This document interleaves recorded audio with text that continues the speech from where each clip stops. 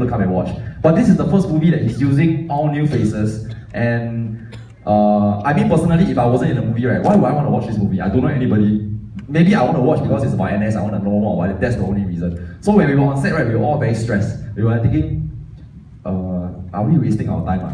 And we also don't know what we're doing. We're all first-time actors. We're not sure whether our acting is good or not. And then we constantly sit around, right, like demoralizing each other unconsciously. Like, bro, 好像做得不好哦。对咯，没有人看怎么办啊？假了。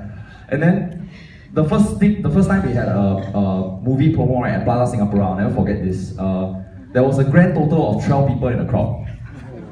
And there were more people on stage. Because we are a huge bunch, right? There were more people on stage than there were like people watching us in front. Then we were talking about movie. People just walk past, right? Like, 谁家这个？ Who is this? Apa ni? Siapa ni? Then that one hit us very hard because we were thinking like, oh my god, if the turnout, right, for our movie promo is already like that, when the movie comes out, right, confirm fail one. So I was really, I told my parents, sorry that I actually wasted your time and all this. I'll go to Australia right after this, and then I'll just do my studies and go on with my life.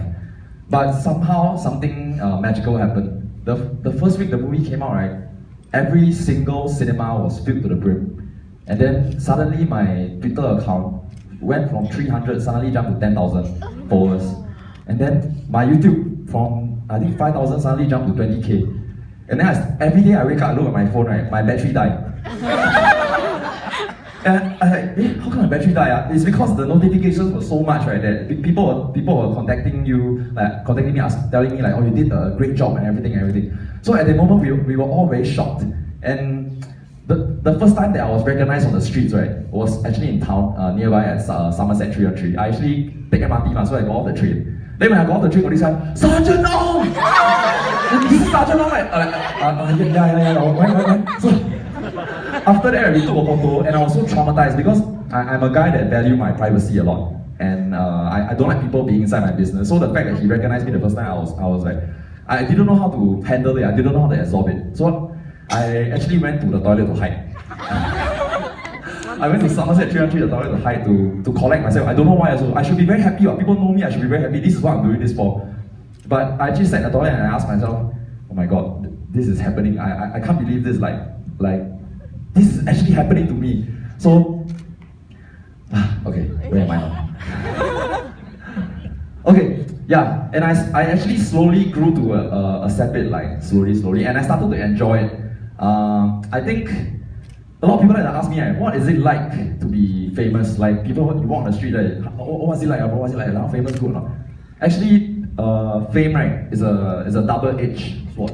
Like to the public, right, it will look like we are very glamorous. Everywhere we go, people treat us nice, then always want to take photo, then, oh, you're very handsome, oh, you look very good, oh, you're acting damn good. But at the same time, right, there's also the downside. Like I will go out sometimes, right, and there will be people like, sometimes I feel like a mascot or something, because they'll be very rude to you, like, hey, like what? Think famous? Fuck off! Sorry. But yeah, but I've actually experienced this kind of things when I actually go outside. So sorry about that. And there's one quote that I want to share with you all. It's from a very famous rapper called Jay-Z. He actually said this before: "Fame is the worst drug known to man. It's stronger than heroin, and you can look in the mirror like there you are and still not see what you become. I know I'm guilty of it too, but I'm not like them." And this quote actually hit me very hard because as I was going through fame, right, I slowly started to change. I started to change my ways, and I started to treat people around me a bit different because the fame started to get to my head. That one I definitely have to admit. There were points, right, where I thought I was at the top of the world. I think I'm better than everybody because I'm getting all this love. Right? Everybody is showing me so much affection that, okay, I really think that I'm somebody. But there are times where when I sit at home, right, I realize that even though I'm doing so well, there's so many people supporting me, I'm at the top of the world. But sometimes I feel very lonely because I'm not sure whether the love is definitely real, but at the same time, the love can straight away turn to hate if I screw up anything. And now whatever I do, I have to really watch Like, it used to be right, when I go out, I can just be crazy in town, I can just do crazy things, but now I have to always watch my actions and everything. And the fact that I have to limit myself like that, it affected me. And there was a very dark moment, I think last year, where I got into a bit of depression because I felt that I was losing myself. I couldn't be myself anymore. Like, even on stage when I was performing, it came to a point where I wasn't enjoying performing anymore because I felt like, why am I doing this? I'm not sure anymore. A bit emo, but okay. Okay, but one thing, right, that make this whole fame and this whole acting thing really worth it, right, is the fact that now I'm able to support my parents a little bit. Like, recently, right, was my dad's 55, he was 55 years old recently, 55th birthday, and that day, right, me and my sister, we decided not to wish him happy birthday. We just keep quiet. And my dad, right, he's very, he's a bit sensitive, so he was so sad, right, that when we went home, right, we couldn't find him at home. And then I asked my mom, Daddy 去哪里？他自己出去买蛋糕。So when I came home, right, my sister was at home also. My dad wasn't at home. He actually went out to the shopping center to buy a cake for himself. So when he came home with the cake, they put on the table, and he sit down, take the candle, put in front of us, and then we are all looking like. And he never even tell us that he's angry or whatever, but the fact that he's doing is like he's showing you like, wow, even y'all don't value me as a father. But when he did that, right, we actually brought out a cake, and I took out an ang bao of $10,000, which I saved from the start of my career about 3 years ago. I saved $10,000 and I put it in an ang bao and I gave it to him. And the moment he took it and he opened it, right, tears start flowing down his face. Yeah, so at the moment,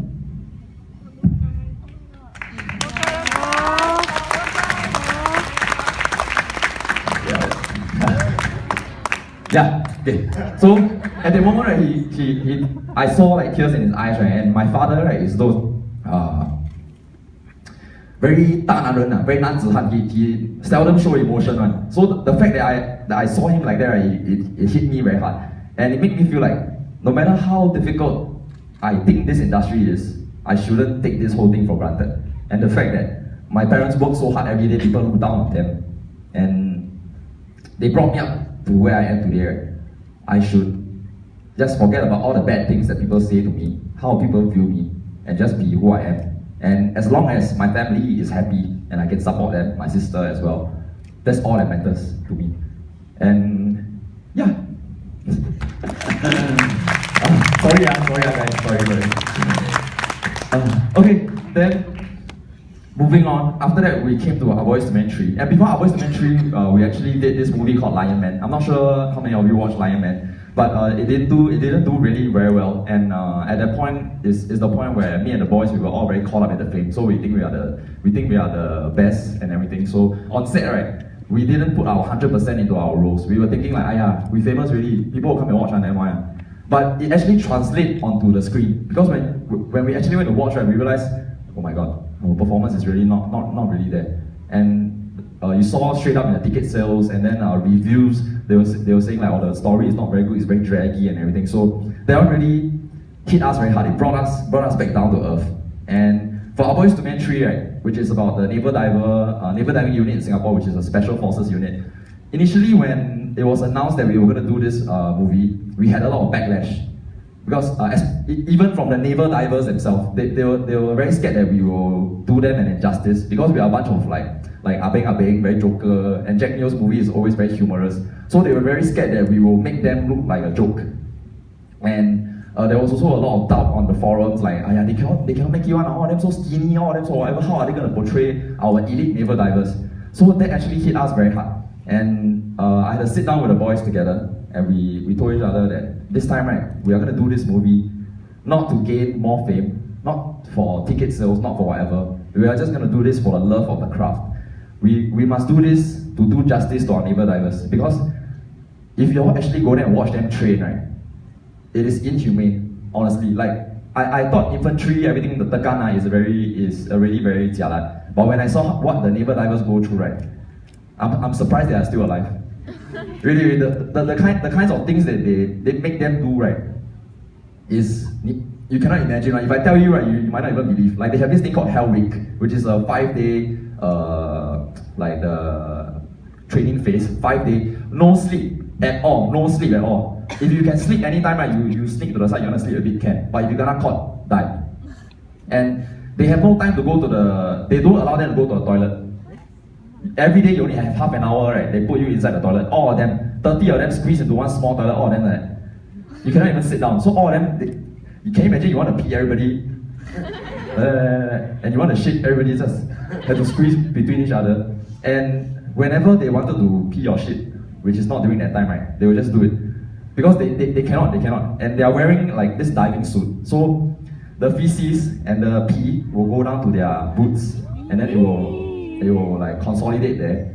And then some of them, right, actually they get this thing called foot rot. Their feet start to swell and then a bit like decompose. And then at the end of the 5th day, right, some of them the boots cannot even remove. They have to bring them to the doctor, right, to cut open the boot. And when you take out, right, you see that their feet actually swell like 2 sizes. So when I actually watched them go through all this, right, the respect I have for them, right, was immense, because I was thinking like, wow, this is my fellow Singaporean, my age, yeah.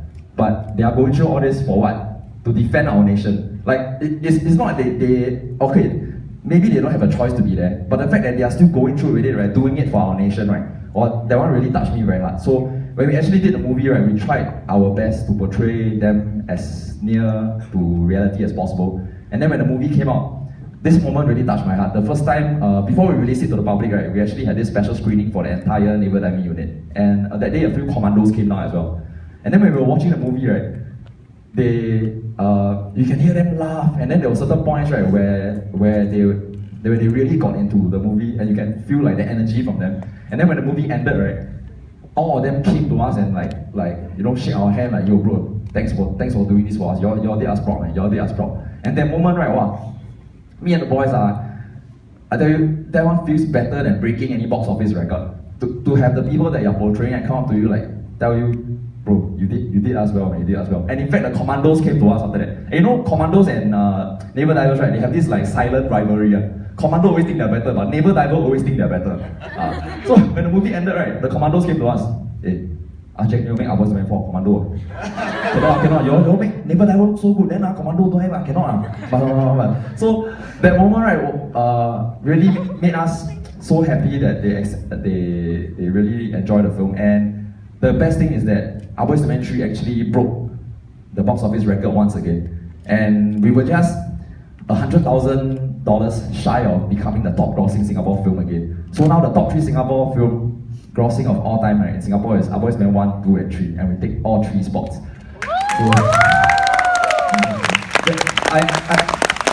I think this whole experience, right, tells me, right, ever since young, right, if and I believe this is true, if I actually believe in something and I put my heart into it, no matter what people tell me, like, okay, initially when I started YouTube, right, a lot of my friends tell me not to do YouTube because they say you like posers, yeah.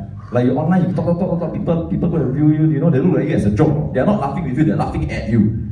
So, but I just ignore what they say. I just continue doing what I do because I actually enjoy YouTube. It's a place for me to express myself. Initially, when I wanted to do Our Boys to Men, I want to act. My parents told me, don't go and do lah. Film industry cannot make you one. But I just believe and I just went ahead with it. And somehow or other, it worked out. So, this whole experience actually made me feel that if you want to do something, if you put your heart into it, there will be times when you will fall. There will be times when you feel like 大便.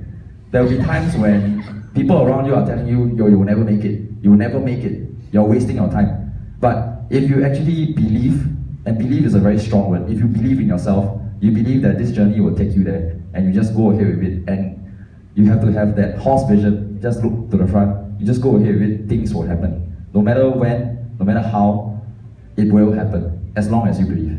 That's what I think.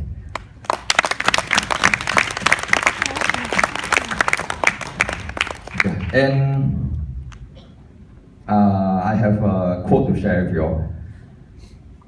Life might wait for no one, but the light at the end of the tunnel will always be shining, waiting for you. If only you believe, you can achieve. Yeah. I think that's pretty much all I have to share. Sorry about the vulgarity just now. I didn't expect you to come on. And Yeah, anyway, this is my first time and I'm obviously nervous, but I really thank all of you for giving me your attention, and yeah, I will continue to work hard and try to bring better views for you guys. So thank you so much for the support. Thank you. Thank you. Thank you. Wow. You got tears. My gosh. No, I think the audience have some questions for you.